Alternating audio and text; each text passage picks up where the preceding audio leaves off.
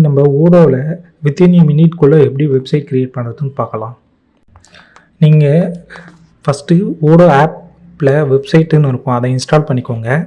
அடுத்தது வந்து உங்கள் தீமை வந்து சூஸ் பண்ண சொல்லும். அந்த தீம் சூஸ் பண்ணிங்கன்னா உங்கள் பிஸ்னஸ்க்கு ஏற்ற மாதிரி அதுவே ஏஐ மூலிமா ஜென்ரேட் பண்ணி கொடுக்கும். அதில் ஏதாவது சேஞ்சஸ் பண்ணணுன்னா நீங்கள் பேஜஸில் போய்ட்டு எடிட் கொடுத்து ட்ராக் அண்ட் ட்ராப் யூஸ் பண்ணி சேஞ்ச் பண்ணிக்கலாம்.